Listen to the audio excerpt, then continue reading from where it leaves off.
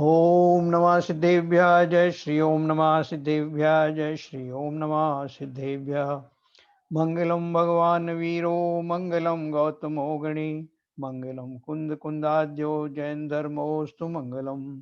सर्वमंगल मांगल्यम सर्व कल्याण कारकम प्रधानम सर्वधर्माणां जैनम जयतु शासनम। जैनम जयतु शासनम जैनम जयतु शासनम। तो हम हम लोगों ने तत्वों के बारे में फिर से पढ़ा एक बार, और आश्रव तत्व के बारे में हम पढ़ चुके हैं। तो आश्रव के हमने भेद पढ़े थे कल। भाव आश्रव के, मिथ्यात्व के 5, अविरति के 12, कषाय के 25 और योग के 15, ये सब आश्रव के द्वार हैं। कुल मिला के इनका टोटल 57 है, जिसका अपन आगे पढ़ने वाले हैं। और फिर अपन ने पुण्य आश्रव और पाप आश्रव पढ़ा था कि ये पुण्य पाप और पुण्य भी आश्रव में ही आते हैं, है ना। तो इनकी उपादेयता अशुभ के मुकाबले में तो उपादेयता है, लेकिन शुद्ध भावों की अपेक्षा इनकी उपादेयता नहीं है, अपन ने पढ़ा था। आज अपन पढ़ेंगे बंध तत्व के बारे में।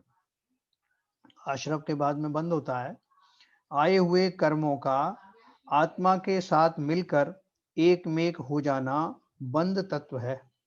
जिस प्रकार दूध में पानी मिलकर एक मेक हो जाता है, उसी प्रकार आत्मा में कर्मों का मिलकर एक मेक हो जाना बंध तत्व है। देखो यहाँ एक में हो जाना का लिखा जरूर है दूध और पानी की तरह, मगर ऐसा मत उसको समझना। ये मतलब उसके अंदर में प्रविष्ट नहीं होते, वो आत्मा के अंदर कोई भी फॉरेन एलिमेंट, कोई भी पर पदार्थ, कोई पुद्गल उसके अंदर प्रवेश नहीं करता, है ना। वो एक ही क्षेत्र में रहने लगते हैं।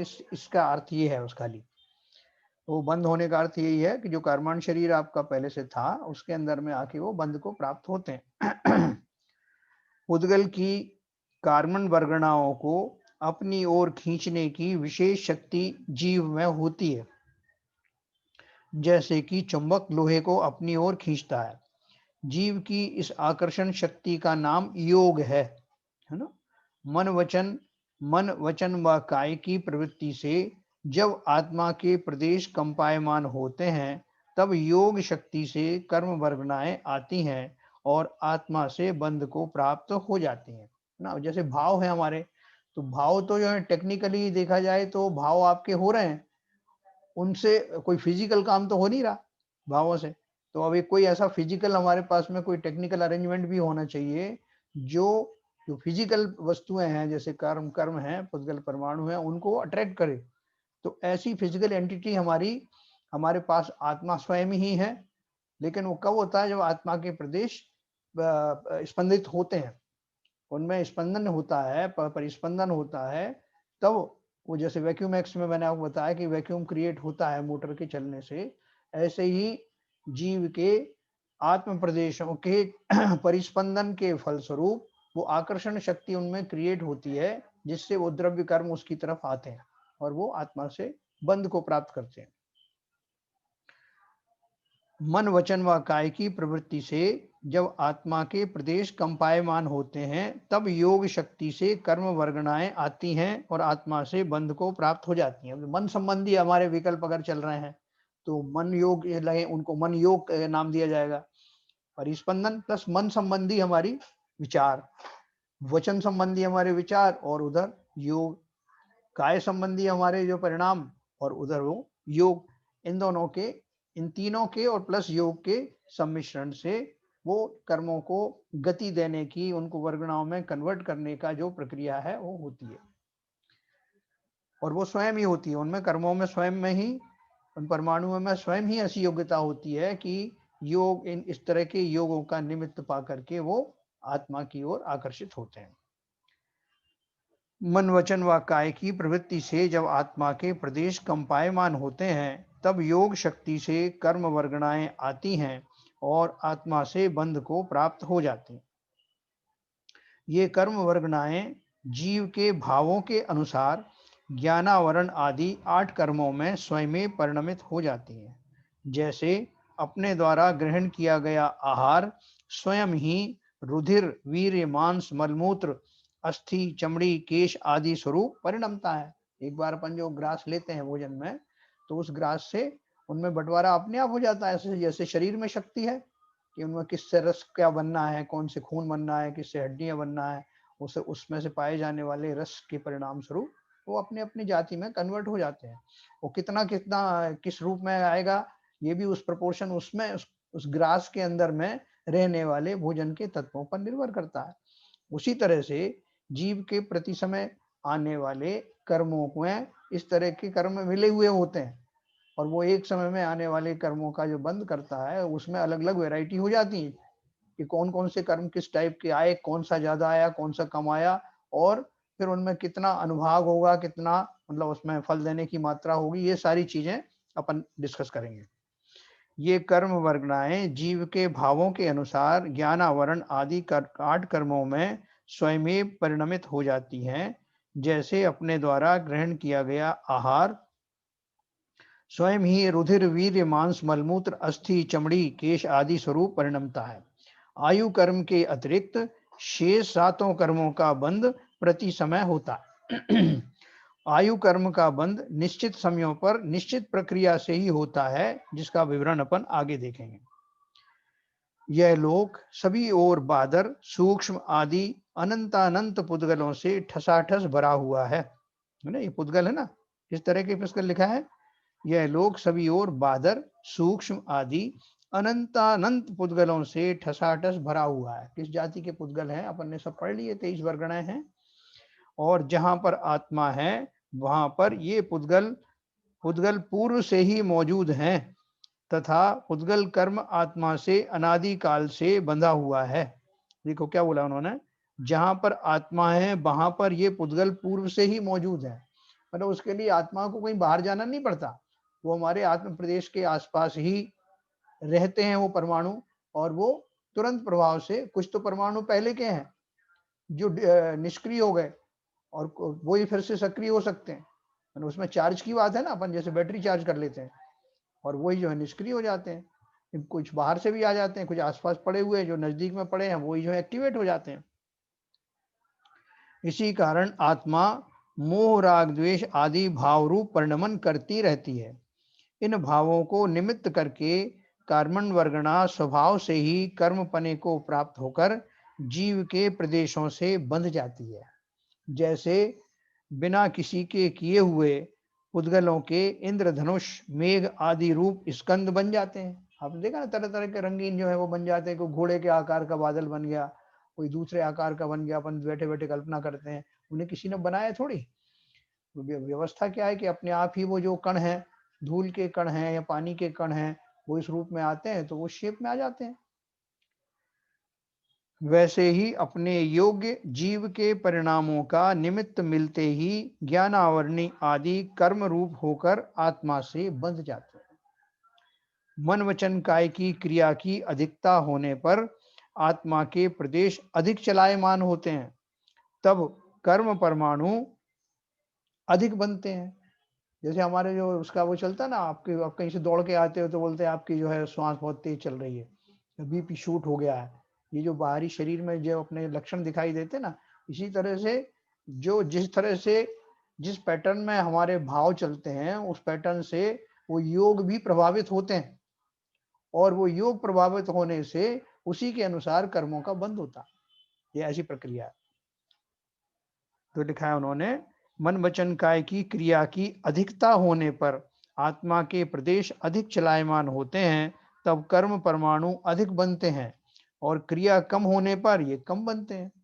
जैसे अधिक चिकने शरीर पर धूल अधिक जमती है और कम चिकने शरीर पर धूल कम जमती है। और बंध का उदाहरण देखें, एक दो व्यक्ति जिनमें से एक के शरीर पर तेल लगा हुआ है धूल भरी भूमि पर अपनी कुल्हाड़ियों से पेड़ों को काटते हैं। उनमें से जिस व्यक्ति के शरीर पर तेल लगा हुआ था उसके मिट्टी चिपक जाती है, लेकिन दूसरे व्यक्ति को नहीं लगती है। इसका कारण क्या है? धूल भरी भूमि होना, कुल्हाड़ी होना तथा वृक्ष को काटना इसका कारण नहीं हो सकता है, क्योंकि इनमें से कोई भी कारण होता तो दोनों व्यक्तियों के शरीर पर मिट्टी चिपकनी चाहिए थी। निष्कर्ष यही निकलता है कि बाह्य साधनों के कारण मिट्टी नहीं चिपकी, मगर देह में जो स्नेह यानी तेल लगा हुआ है उसके कारण चिपकी है। इसी प्रकार अज्ञानी जीव रागादि करता हुआ मन वचन काय की चेष्टाएं करता है, जिससे कर्मण वर्गणाओं जो संसार में सर्वत्र व्याप्त हैं उनका बंद हो जाता है। बाह्य साधनों से कर्म बंद नहीं होता है, अपितु उपयोग में जो राग आदि को ले जाना है वह कर्म बंद का कारण है ना। जैसे समय सार में भी इसकी ऐसी उदाहरण दी है कि कोई व्यक्ति मल्लशाला में बैठ के जो है मल्ल अभ्यास कर रहा है, तो वो जो भी शस्त्र उठाता है, जो भी कार्य करता है, उससे उसको कुछ नहीं होता, लेकिन जिसने तेल लगा रखा है उसको वो धूल जो है चिपक जाती है। ऐसे ही एग्जाम्पल वहां आया है। तो इन्होंने ये लिखा है कि बाह्य साधनों से कर्म बंद नहीं होता, अपितु उपयोग में जो राग आदि को ले जाना है वह कर्म बंद का कारण है। रोटी को खाने से ही वो आपका पेट भरेगा या रस रूप में परिणमित होगा, लेकिन कोई आदमी रोटी को हाथों में बांध ले, पैरों पे चिपका ले, तो उससे कुछ होने वाला नहीं ना।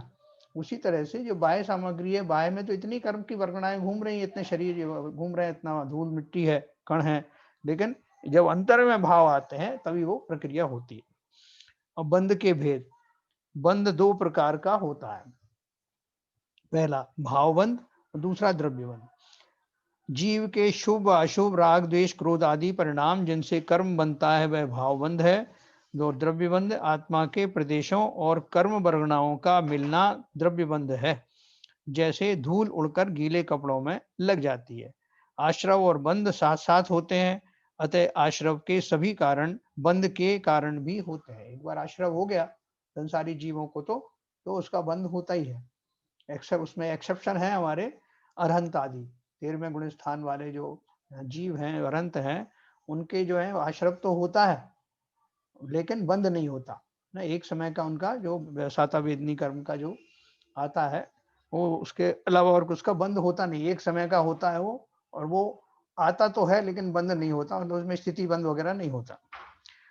कर्म बंध के भेद क्या है? जब कोई पदार्थ किसी दूसरे पदार्थ को आवरण करता है तो उस पदार्थ में चार बातें एक साथ प्रकट होती हैं, है ना। जब कोई पदार्थ किसी दूसरे पदार्थ को ढकता है तो उस पदार्थ में चार बातें एक साथ प्रकट होती हैं। पहला, आवरण का स्वभाव, आवरण का काल, आवरण की हीनादिक शक्ति और आवरण करने वाले पदार्थ का परिमाण। आगम में इन्हीं को क्रमशः प्रकृति, स्थिति, अनुभाग और प्रदेश कहते हैं। इस प्रकार कर्म बंध के चार भेद हैं, जिनका विवरण निम्न प्रकार से है ना। कर्म बंध के लिए कि कितने परमाणु आए, है ना।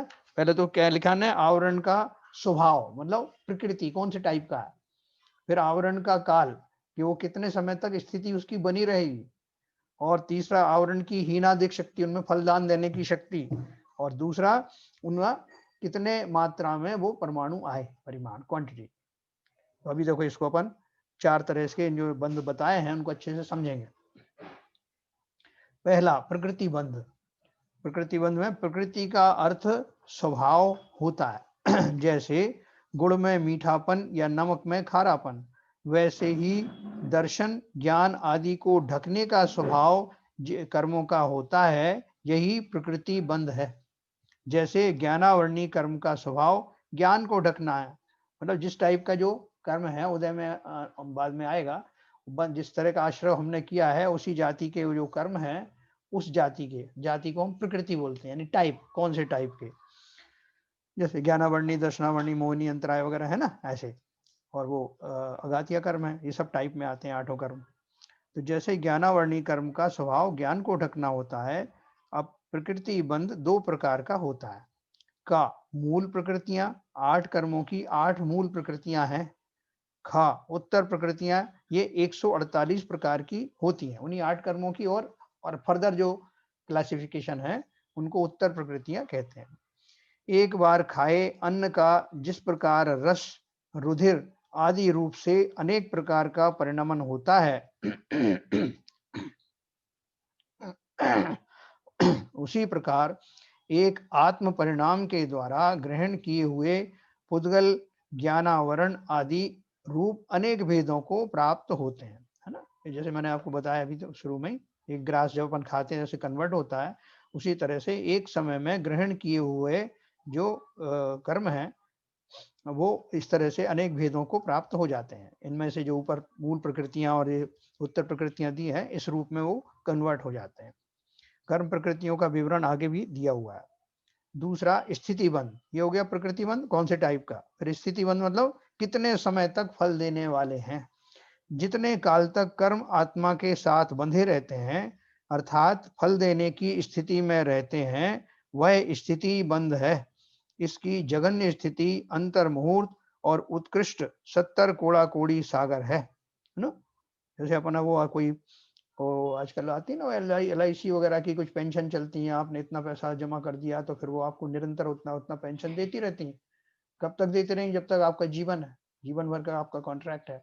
ऐसे ये जो कर्म है, एक बार आपके साथ आकर के बंद हो गए तो फिर ये आपको जब उदय में आएंगी उस समय से जितना समय तक का उनका पीरियड स्थिति बंद है, उतने समय तक निरंतर फल देती रहेंगी। इसलिए हमको लगता है ना कि हमारे कैसे कर्म किए हमारे खत्म ही नहीं होते। जब कोई दुख का वातावरण आता है, दुख के प्रसंग आते हैं तो हम बड़े घबरा जाते हैं।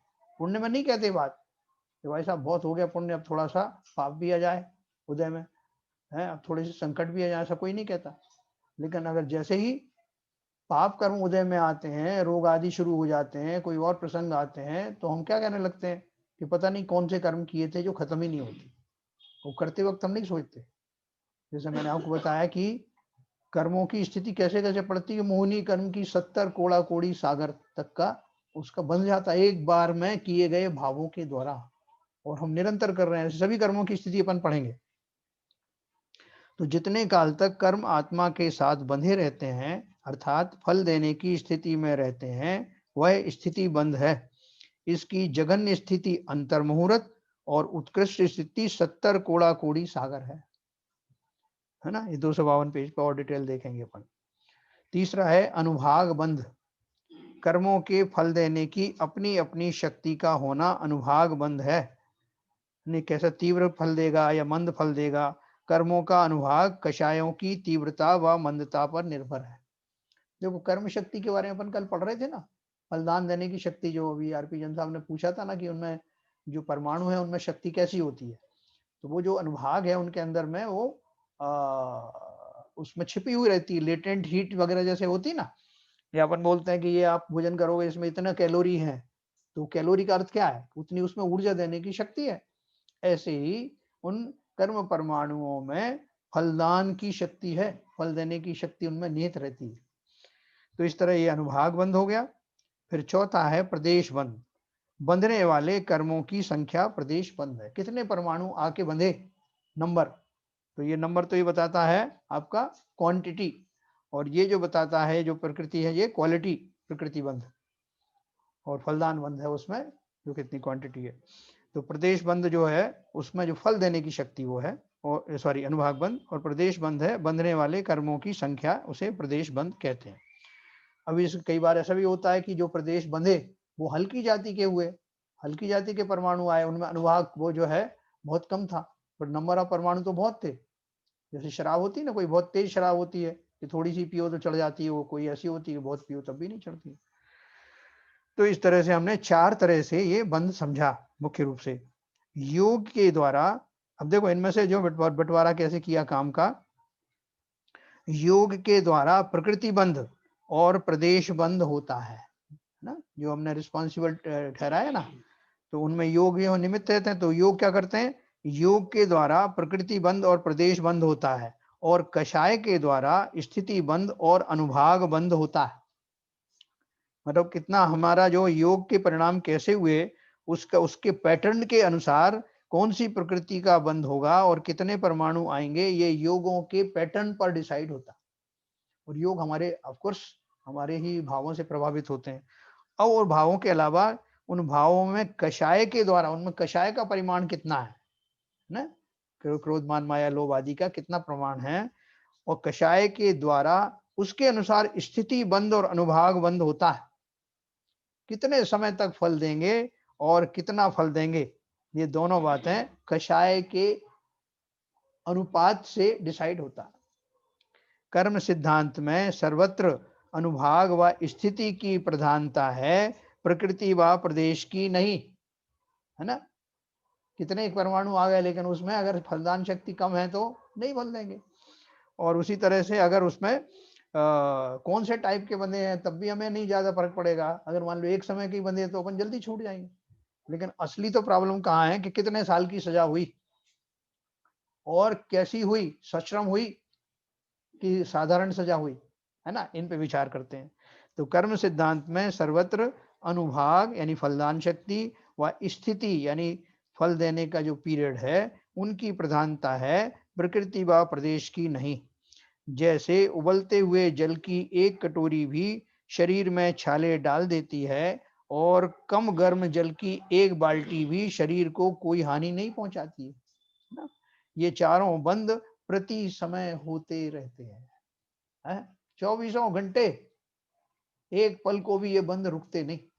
जिनमें से जो पाप प्रकृतियां हैं ना, जो चार घातिया कर्मों की पाप प्रकृतियां ही हैं, तो वो तो निरंतर बनती, उनमें पुण्य प्रकृतियां नहीं चलती। पाप और पुण्य सब अघातिया कर्मों में ही होते हैं। तो घातिया कर्म तो पूरे पाप प्रकृति वाले हैं, तो वो तो निरंतर आपको पापों की तैयारी ही दे रहे हैं। अब देखिए आगे पढ़ते हैं। अमूर्तिक जीव का मूर्तिक कर्म के साथ बंध कैसा होता है, अपन यहाँ तक पढ़ेंगे, फिर आश्रम संवर तत्व के पहले अनम्यूट करेंगे। अमूर्तिक जीव का मूर्तिक कर्म के साथ बंध कैसे होता है। उद्गल के 20 गुण यानी 5 रूप, 5 रस, 2 गंध और 8 स्पर्श जीव में नहीं पाए जाते हैं। अतः जीव पुद्गल नहीं है, अर्थात मूर्तिक नहीं है और अमूर्तिक है। उद्गल द्रव्य 23 प्रकार की वर्गनाओं में बटा हुआ है, जैसे अपन ने कल पढ़ा था। 23 प्रकार की वर्गनाओं में बटा हुआ है, जिनमें से एक कार्मण वर्गना है। जीव के द्वारा किए गए भावों के निमित्त से यह कर्मण वर्गना ही कर्म रूप हो जाती है। इस प्रकार कर्म मूर्तिक है। अब यह देखना है कि अमूर्तिक के साथ मूर्तिक पदार्थ का बंध कैसे माना जाता है। अपन मैंने कल ही आपसे चर्चा की थी। जैन दर्शन जीव और कर्म के संबंध को अनादि मानता है। कब से है कर्मों का जीव का संबंध? अनादिकाल से, जब से आत्मा है, जब से कर्म भी है। किसी समय जीव सर्वथा शुद्ध था और बाद में उसके साथ कर्मों का संबंध हो गया, यह नहीं माना जाता, क्योंकि अमूर्तिक के साथ मूर्तिक का बंध नहीं होता है। ये कभी भी कोई कहेगा साहब पहले जीव बिल्कुल शुद्ध अवस्था में रहा होगा तो बाद में कर्म उसके साथ बंधे होंगे, तो ऐसा नहीं है। जीव और कर्म का ये संयोग अनादिकाल से ऐसा ही है, इसी अवस्था में मिलता है। जैसे खदानों में जो पत्थर आदि मिलते हैं वो और फॉर्म में मिलते हैं। कब से मिलते हैं? जब से है, जब से जमीन है, जब से प्रकृति है, तब से ही वो खदान के अंदर में वो पत्थर उस रूप में मिलते हैं। यह नहीं माना जा सकता है, क्योंकि अमूर्तिक के साथ मूर्तिक का बंध नहीं होता है। यदि शुद्ध आत्मा बाद में कर्मों के बंधन में पड़ सकती है, तो फिर शुद्ध आत्मा हेतु प्रयत्न करने का क्या औचित्य रहता है। मैं बोला कि अगर मान लो कि शुद्ध आत्मा एक बार शुद्ध थी और फिर कर्मों के बंधन में पड़ गई, तो फिर तो ये हमारा हमेशा ही ऐसा रहेगा कि फिर जो है अशुद्ध हो गई, फिर शुद्ध हो जाएगी, फिर अशुद्ध हो जाएगी, कोई जीव सिद्ध लोक में जाएगा ही नहीं। यदि शुद्ध आत्मा बाद में कर्मों के बंधन में पड़ सकती है, तो फिर शुद्ध आत्मा हेतु प्रयत्न करने का क्या औचित्य रहता है। जब तक जीव के साथ कर्म बंधे हुए हैं, तब तक वह अशुद्ध आत्मा है और संसार में जन्म मरण करती रहती। यदि आत्मा कर्मों से रहित हो जावे, अर्थात सर्वथा शुद्ध हो जावे, तो वह संसार परिभ्रमण से छुटकारा पाकर सिद्धालय में जाकर विराजमान हो जाती है और अविनाशी सुख का अनुभव करती है। इस प्रकार संसारी जीव यद्यपि मूर्तिक नहीं है, किंतु कर्म से बंधा हुआ जीव मूर्तिक रूप में प्रतिभासित होता है ना। उसके जो राग द्वेष आदि के कारण जो कर्म बनते हैं, वो कर्माण शरीर उसके साथ रहता है। तो ये कहने में आता है कि जीव तो अमूर्तिक है और वो जो मूर्तिक जो कर्म है उनसे बंध गया है। बंधने का अर्थ क्या है कि वो ऐसा नहीं बंधा है कि वो आत्मा में प्रविष्ट हो गए हैं, बल्कि जो उसका पहले से जो कर्माण शरीर था उससे जाके चिपक जाते हैं। तो उस अपेक्षा से उसको मूर्तिक कहते हैं अशुद्ध दशा में। संसार अवस्था में जीव के साथ कर्म का बंध अनादिकाल से होने के कारण जीव व्यवहार रूप से मूर्त हो रहा है। अतः कथनचित मूर्तिक आत्मा के साथ मूर्तिक कर्म का बंध होता है, इसमें कोई अनहोनी नहीं है। तो मैं आपको अनम्यूट करूंगा, किसी को जो डाउट हो वो पूछ सकते हैं।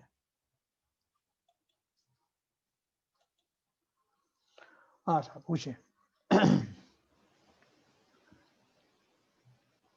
सबको समझ में आ गया कर्म सिद्धांत? इसमें ये दो चीज वैसे तो समझ में आ गई, जी दो चीज पूछना है। हाँ जो अनुभाग बंद में तो आपने बताया उसकी इंटेंसिटी हाँ बंद की, हाँ बराबर और प्रदेश बंद में उनकी संख्या। बराबर। तो इसका मतलब जितनी संख्याएं हैं उसमें प्रोपोर्शनेट इंटेंसिटी उस हिसाब से वेरी होगी। बिल्कुल बिल्कुल होगी, अर्बन वर्गनाएं है ना। और हाँ, बिल्कुल तो ये जो इनकी संख्याएं कितनी होंगी हाँ और इंटेंसिटी कितनी होगी, हाँ। वो किसके ऊपर निर्भर करती है? ये बताया ना, देखो नीचे लिखा ना, योग के द्वारा प्रकृति बंध और प्रदेश बंध होता है। कौन से टाइप के कर्म बनेंगे और कितने नंबर परमाणु के आएंगे, ये डिसाइड करता है योगों का पैटर्न। अच्छा, जो जो आत्मा के अंदर आत्मा के जो परिस्पंदन, कंपन होता है, हाँ जो उनका पैटर्न होता स्पंदन है। होता है, यस, स्पंदन होता है, स्पंदन होता है। तो वो स्पंदन वो भावों की इंटेंसिटी के ऊपर होता है। बिल्कुल बिल्कुल, भावों की टाइप के ऊपर होता है। जैसे हाँ, किस तरह के भाव हैं, हाँ मायाचारी के कितने। भाव किए आपने तो उस टाइप की प्रकृति के बंध होंगे। नहीं, मायाचारी के भाव के अलावा हाँ उस समय आपके भावों में कितना उत्तेजना है, वो भी वो आगे है। मैटर कर। वो अच्छा जो है अच्छा। ना, वो स्थिति बंध और अनुभाग बंध में वो कारण बनेगा।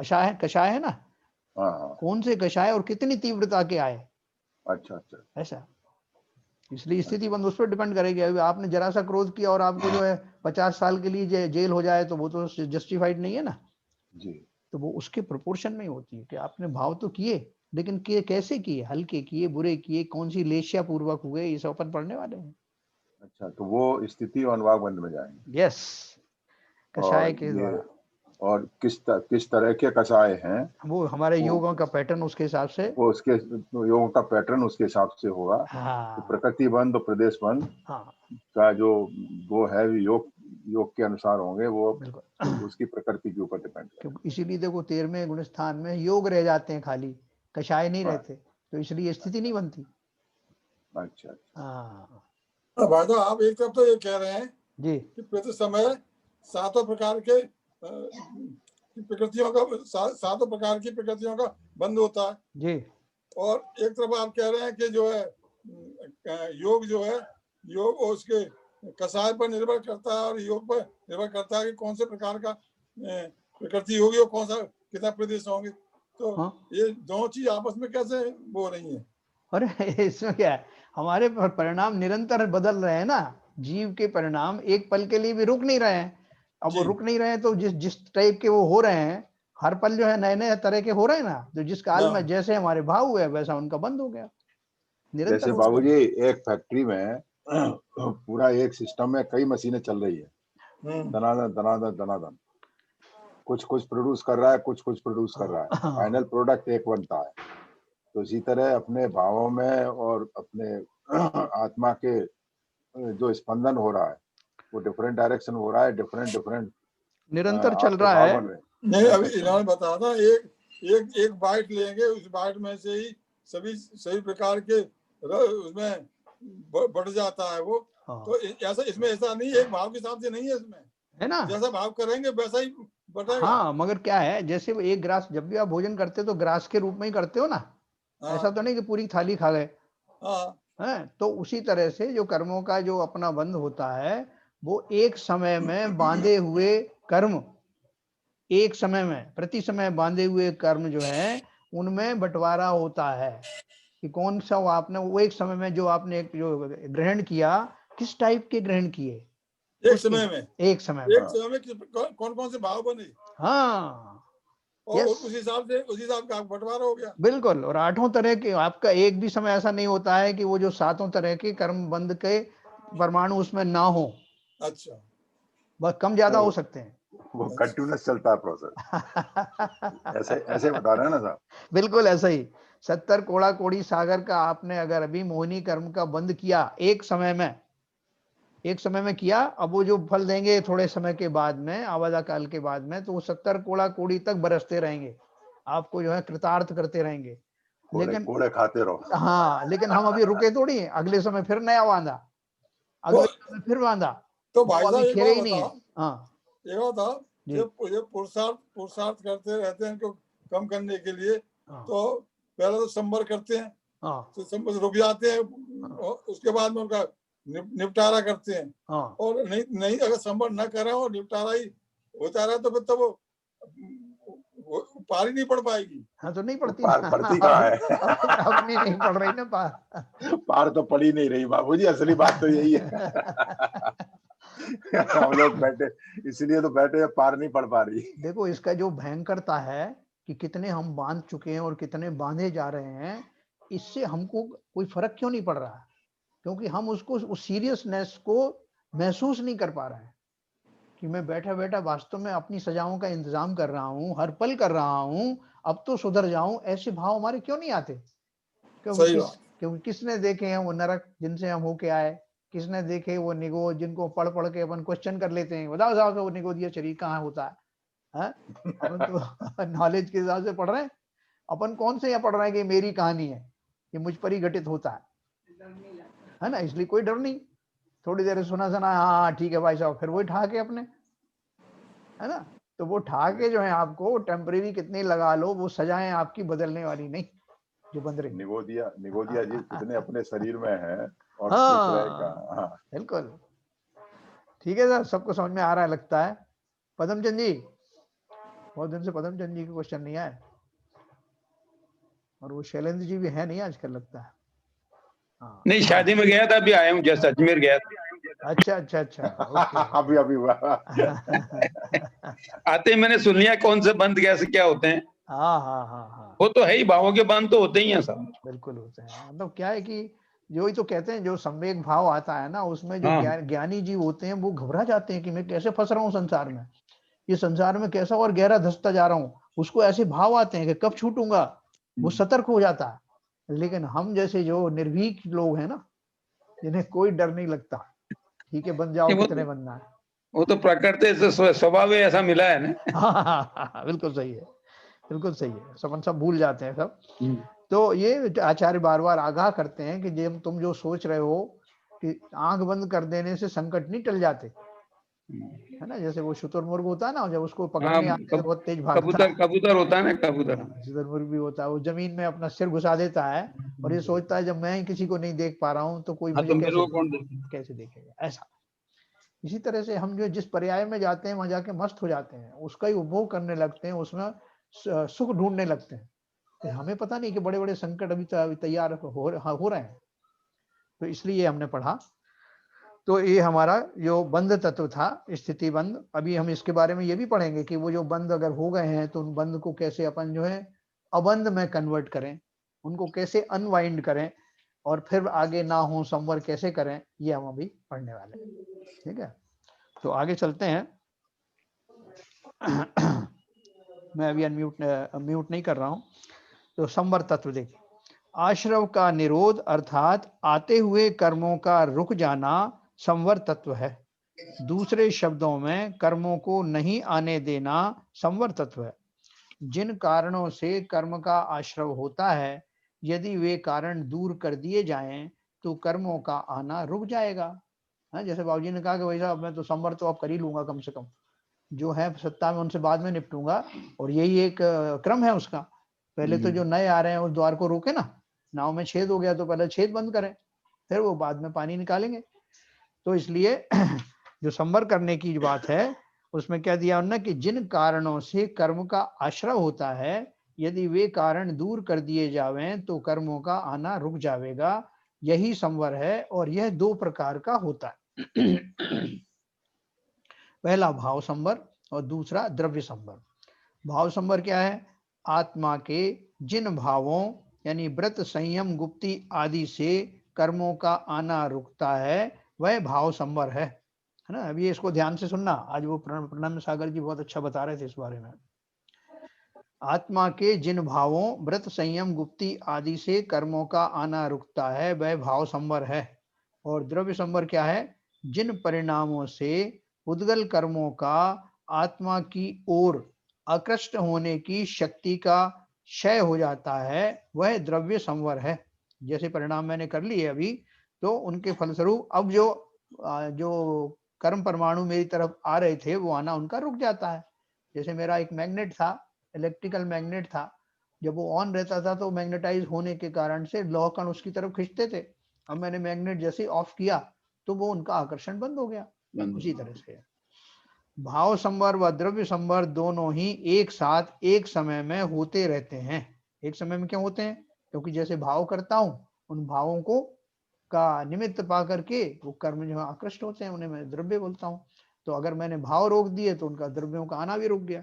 इसलिए भाव संवर और द्रव्य संवर दोनों एक साथ एक समय में होते रहते हैं। संवर से मोक्ष मार्ग प्रशस्त होता है। ये संवर और निर्जरा मोक्ष वाली जाति में आते हैं, ग्रुप में आते हैं, जबकि वो आश्रव और बंध ये दोनों हे हैं जो कि हमारे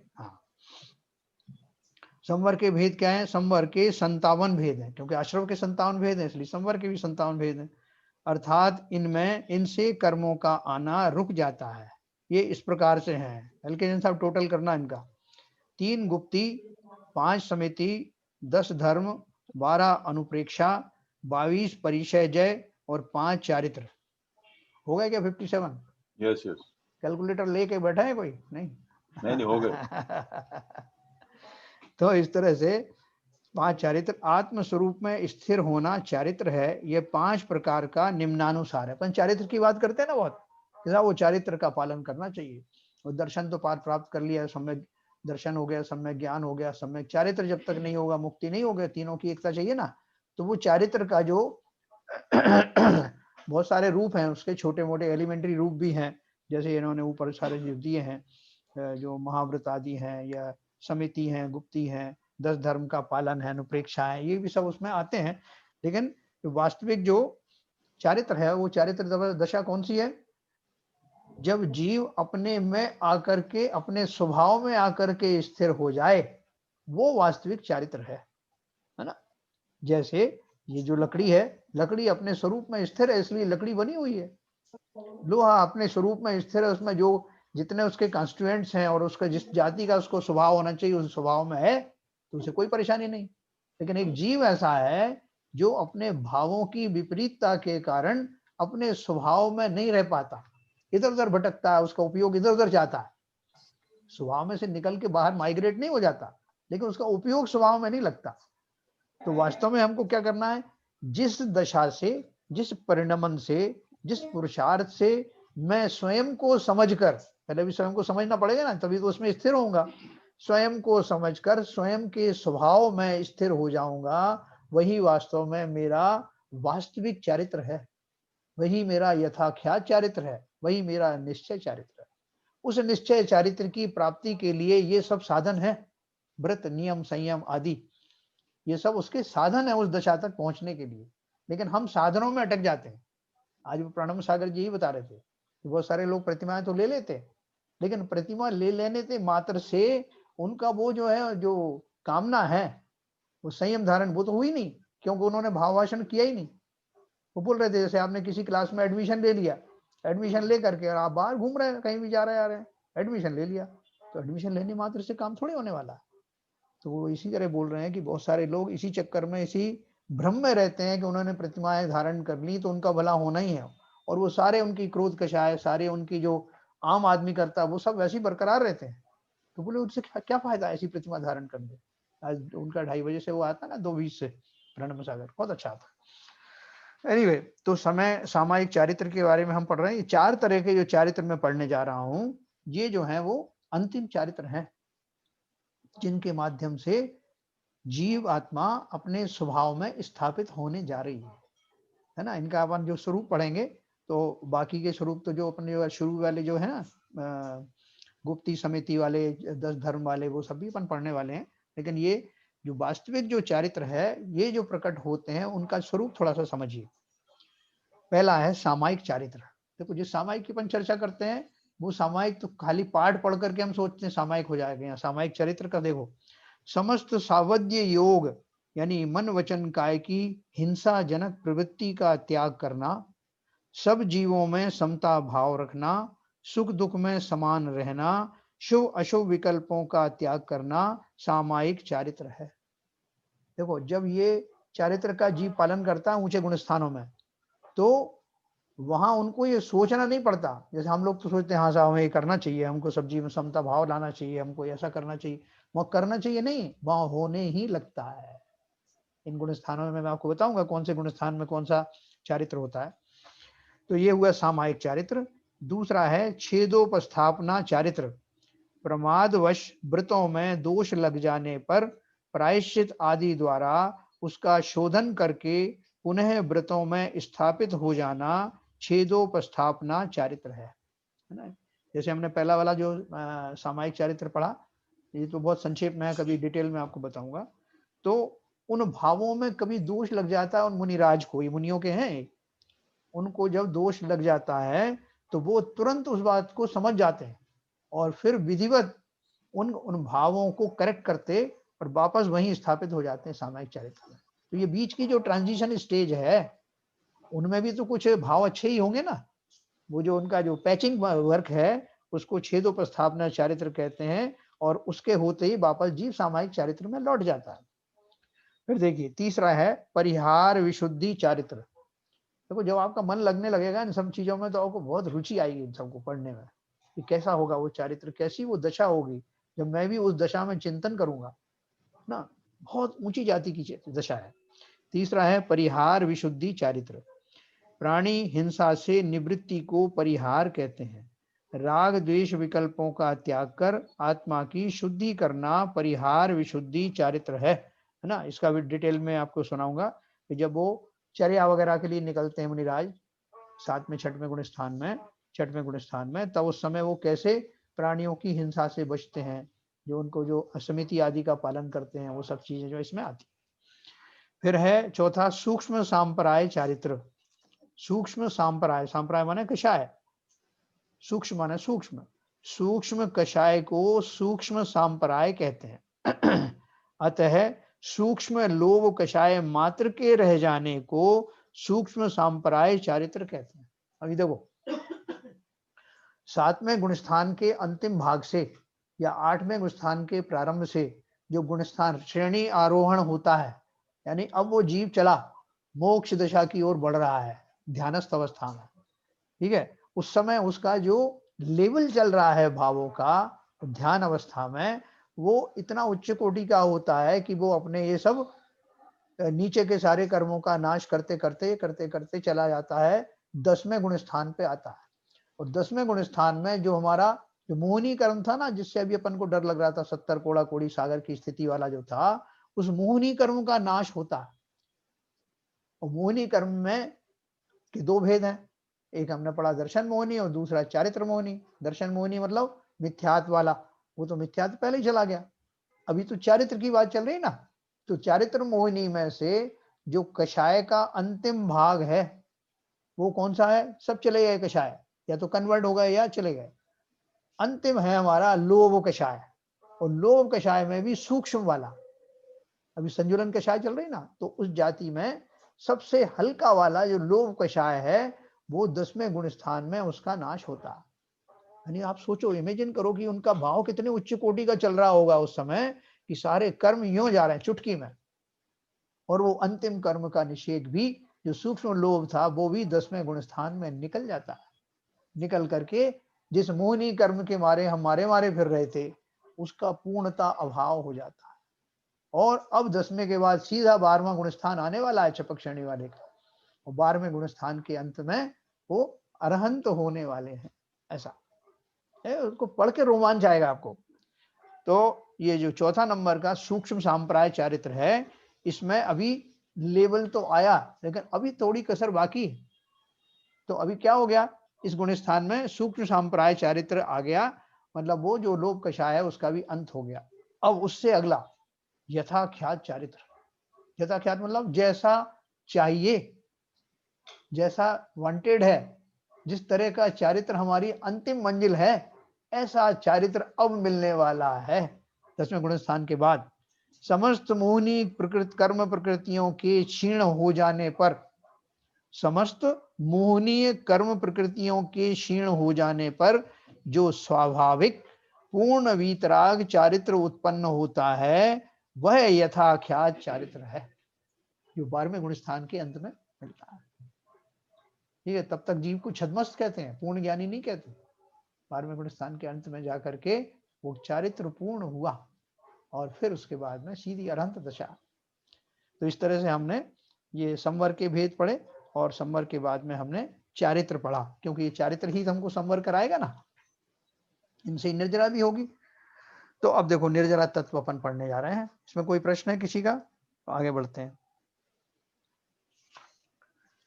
देखो इस चारित्र दशा में जब जीव आता है तो उसकी न केवल जो कर्मों का, नए कर्मों का आना रुक जाता है, दूसरे कर्म जो है जाने लगते हैं, सारे कर्म जाने लगते हैं और जीव को अत्यंत आनंद आता है।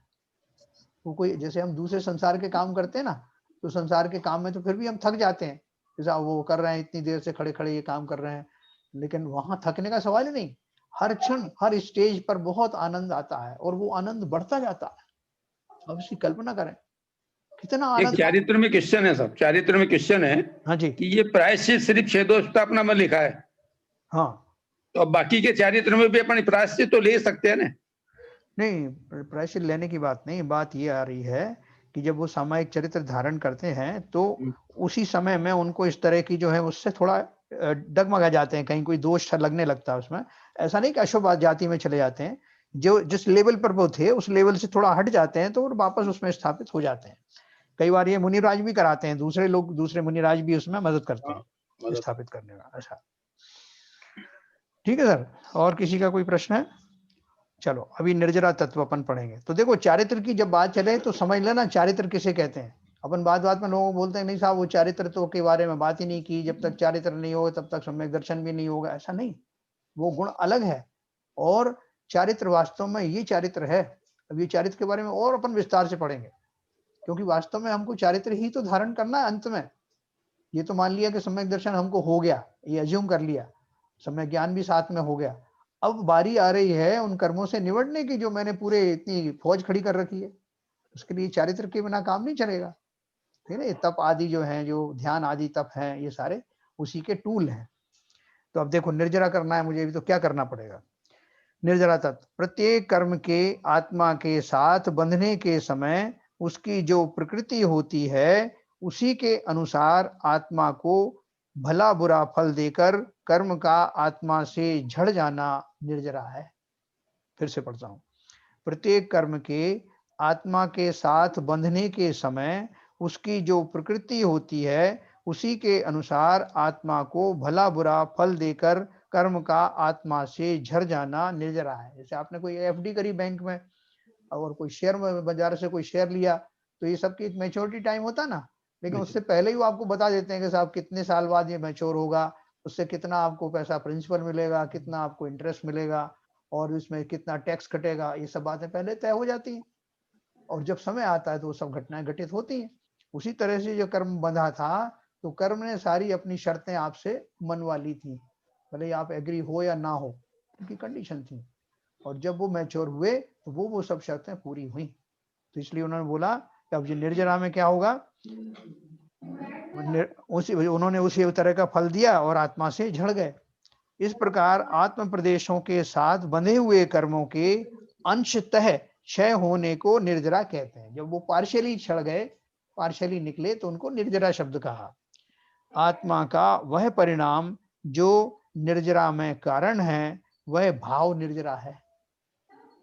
जीव तो भाव ही कर सकता ना, तो पहले जो खोटे भाव किए थे उनसे बंद हो गया, फिर थोड़े अच्छे किए तो उनसे संवर हो गया, फिर उन्हीं भावों में थोड़ी देर टिका रहा तो निर्जरा शुरू हो गई।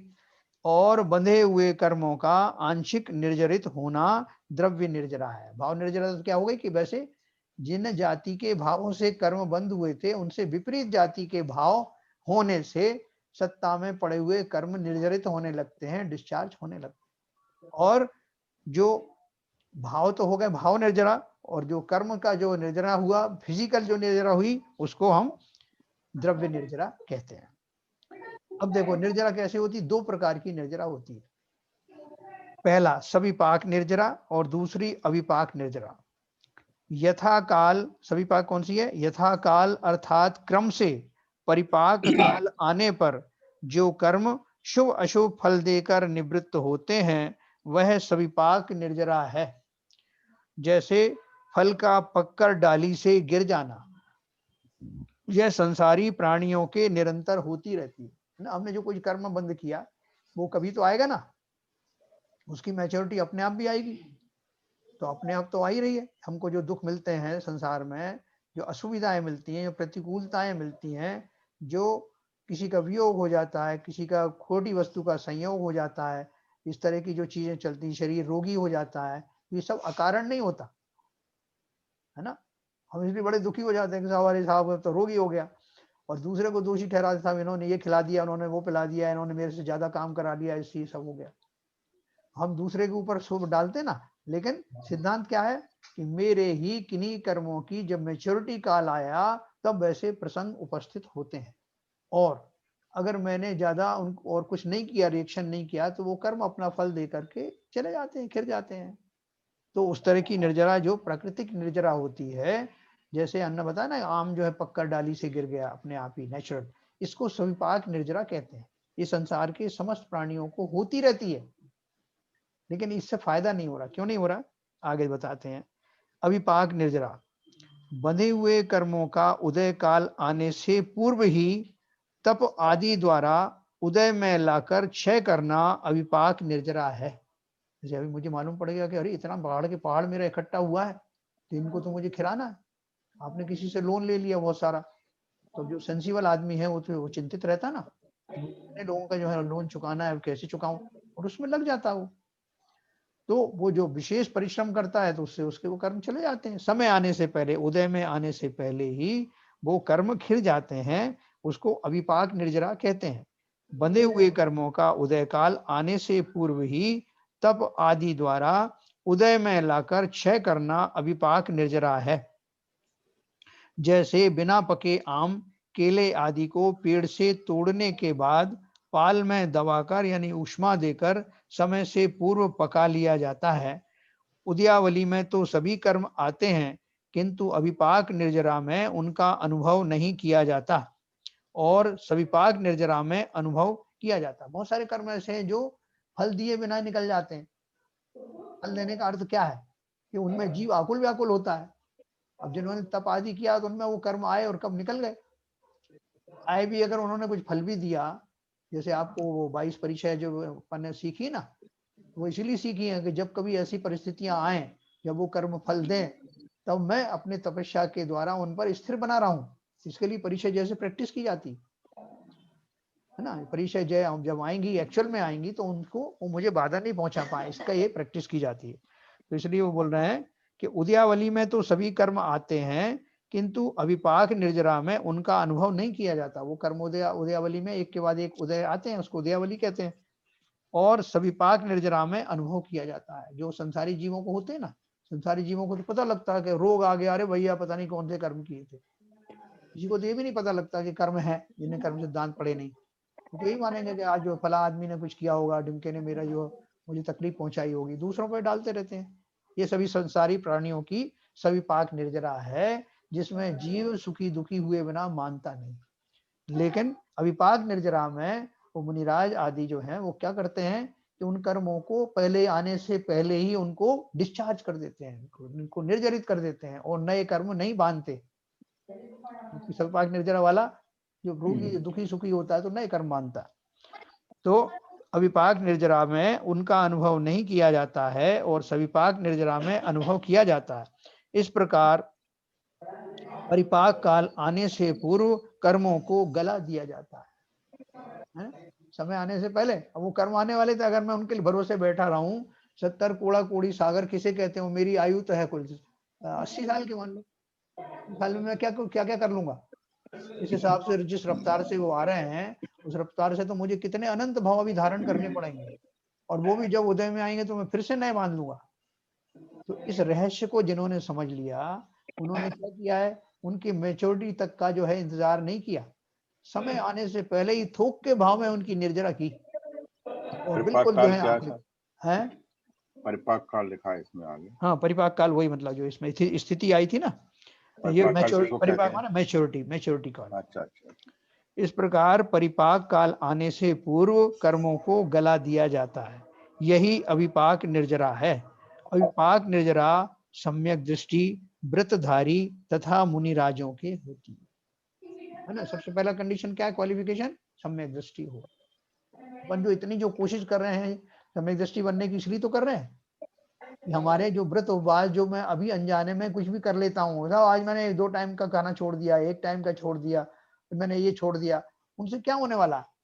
अगर सम्यक दर्शन पूर्वक जो है मैं उनको करूंगा, करने की मनाही नहीं है, करना तो चाहिए ही, अनुशासन लाना चाहिए जीवन में, लेकिन वही जब मैं सम्यक दर्शन पूर्वक करूंगा तो उनसे मेरी निर्जराएं होंगी, तो वास्तव में तब कहलाएंगे। ऐसा मोक्ष मार्ग में यही उपयोगी है, अविपाक निर्जरा उपयोगी है, क्योंकि इसके साथ नवीन कर्म बंद नहीं होता है, जबकि सविपाक निर्जरा के साथ होता रहता है।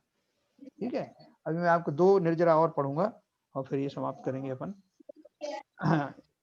इच्छा ना होते, अकाम निर्जरा है, इसको बोलते हैं इच्छा ना होते हुए भी भोग विलास की वस्तुओं का त्याग और परतंत्रता के कारण भोग उपभोग की सामग्री ना मिलने से उसे समता पूर्वक सहन कर लेना अकाम यानी इच्छा रहित निर्जरा है। जैसे मान लो कि मैंने कुछ वस्तुएं जिनको मैं निरंतर उपभोग में लाता था, अब मैंने एकदम ठान लिया, संकल्प कर लिया कि मुझे इन वस्तुओं को नहीं ग्रहण करना। ठीक है, और सम्यक दृष्टि तो मैं हो ही गया हूं मान लीजिए, तो उनको त्याग करते समय मेरे खेद खिन्न नहीं होता हूं, समता पूर्वक। इसी तरह से कोई वस्तु मुझे नहीं मिली, आज मुझे बहुत भूख लगी हुई, ऐसी जगह फंस गया, किसी ने भोजन के लिए पूछा ही नहीं, तो मैंने उसका कोई बात नहीं, अच्छा है आज मैं उपवास करूंगा और मैं इसमें किसी तरह का अपने अंदर में कोई वेदना महसूस नहीं करूंगा। तो ऐसा इच्छा रहित होकर समता पूर्वक में उन वस्तुओं का त्याग करना या उनके अभाव में सुखी दुखी नहीं होना, इस स्टेज को अकाम निर्जरा कहते हैं। किसी स्थान पर रोके रखने पर या रस्सी आदि से बांधे रखने पर जो भूख प्यास सहन करनी पड़ती है, ब्रह्मचर्य पालना पड़ता है, भूमि पर सोना पड़ता है, मलमूत्र को रोकना पड़ता है और संताप आदि सहन करना पड़ता है, वे सब अकाम हैं और इससे जो निर्जरा होती है वह अकाम निर्जरा कहलाती है। लेकिन देखो इसमें इन्होंने क्वालिफाई क्या किया, पहले उसे समता पूर्वक सहना। जबरदस्ती रोक तो लिया आपने, ये सब कर लिया, लेकिन मन में बहुत गुस्सा कर रहे हो आप कि कहाँ फंस गए, अगर वो किया तो अकाम निर्जरा नहीं होगी, उसमें समता की जो है वो क्वालिफिकेशन है, इससे पुण्य का बंध होता है। ये वाली जो निर्जरा है उससे क्या होगा, वो कर्मों की निर्जरा नहीं हुई, लेकिन नवीन कर्म जो है उस जाति के नहीं बने। अब क्या हो गया, लेकिन आपने उनको रोका, तो जैसे आप छोटे मोटे व्रत करते हैं ना, उस जाति के व्रत होने से पुण्य बंध हुआ। ठीक है, इसे अकाम निर्जरा कहा है। अब मोक्ष किसे कहते हैं, मोक्ष 2 मिनट में पढ़ता हूँ, 1 मिनट में। आत्मा से समस्त कर्मों का पूर्ण रूपेण क्षय हो जाना, अर्थात आत्मा का सर्वथा शुद्ध हो जाना मोक्ष तत्व है। समस्त कर्मों से रहित आत्मा के स्वाभाविक अनंत ज्ञान आदि गुण और अव्याभाद सुख रूप अवस्था उत्पन्न होती है, इसी का नाम मोक्ष है। इसके 2 भेद हैं, भाव मोक्ष और द्रव्य मोक्ष। भाव मोक्ष आप जानते ही है ना, आत्मा के जिन भावों से संपूर्ण कर्म अलग हो जाते हैं वो भाव मोक्ष है। जैसे अभी मोक्ष में गए नहीं, सर्वार सिद्धि नहीं गए अपना सिद्धशिला पर, लेकिन जैसे तीर्थंकर आदि हैं या दूसरे केवली हैं, वो यहाँ जिन्होंने आचार कर्मों का नाश कर लिया, उनको भाव मोक्ष यही हो गया। वो भाव जो है ना, जिन भावों से संपूर्ण कर्म अलग होते हैं वो भाव मोक्ष है कर्मों की अपेक्षा से।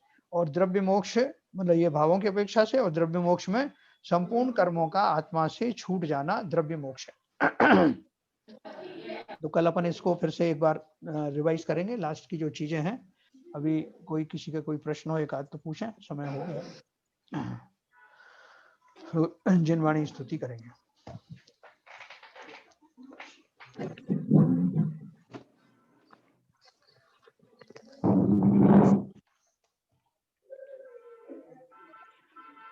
पढ़िए ललित जी। ललित जी है नहीं है?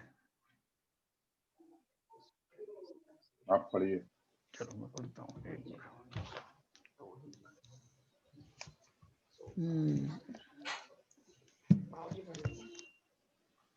चलिए, मुझे याद दिला था। मिथ्यातम नाश वे को के प्रकाश वे को आपा परभास वे को भानुसी बखानी है। छौ द्रव्य जान वे बंधु विधि भान वे को स्वपर पिछान वे को परम प्रमानी है।